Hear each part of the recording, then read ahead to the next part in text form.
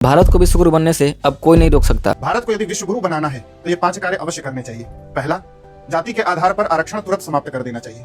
दूसरा, हमारे धर्म ग्रंथों का सम्मान होना चाहिए, मनुस्मृति का कोई अपमान न कर सके, मनुस्मृति का अपमान करने वाले को फांसी की सजा दी जानी चाहिए। तीसरा, वर्ण व्यवस्था का पालन करना चाहिए, अपनी जाति पर गर्व और दूसरों की जाति का सम्मान करना चाहिए। चौथा, श्री रामचरितमानस को राष्ट्रीय ग्रंथ घोषित कर देना चाहिए, इसके पठन पाठन से लोगों में नैतिकता और धार्मिकता बढ़ेगी। और पांचवा, जाति के आधार पर किसी का भी शोषण नहीं होना चाहिए, न ही दलितों का शोषण हो, न ही सवर्णों का शोषण हो, न ही पिछड़ों का शोषण हो और न ही असहाय वंचितों का शोषण हो। ये व्यक्ति खुलेआम जातिवाद को बढ़ावा दे रहा है और उस किताब के समर्थन की बात कर रहा है जो पूरी तरह समानता पे आधारित है। ये आरक्षण खत्म करने की बात करते हैं लेकिन जातिवाद खत्म करने की बात नहीं करेंगे। रामचरित पढ़ना अच्छी बात है लेकिन धार्मिक किताब को राष्ट्रीय ग्रंथ बना दिया जाए ये तो संभव नहीं है। और अगर रामचरितमानस पढ़ने से नैतिकता आती तो बाबा लोग यौन अपराध में दोषी नहीं पाए जाते। एक तरफ जातिवाद खत्म करने की बात करते हैं और दूसरी तरफ जाति गर्व और वर्ण व्यवस्था की बात करते हैं। गजब का तर्क है इनका। जब तक जातिवाद रहेगा, वर्ण व्यवस्था रहेगी, तब तक शोषण होता रहेगा और सबका होता रहेगा। आपस में लोग लड़ते रहेंगे। और रही बात मनुस्मृति को जलाने पर फांसी की, तो यहाँ संगीन अपराध के दोषियों को फांसी नहीं होती है, फिर किताब जलाने वाले को फांसी क्या होगी। कुल मिलाकर इनकी बातों का आशय है कि बीमारी होनी चाहिए लेकिन उसका इलाज नहीं होना चाहिए। मैं ज्यादा कुछ नहीं कहूंगा लेकिन इनकी ये सब बातें गोबर और गौमूत्र के सेवन का परिणाम है। बाबा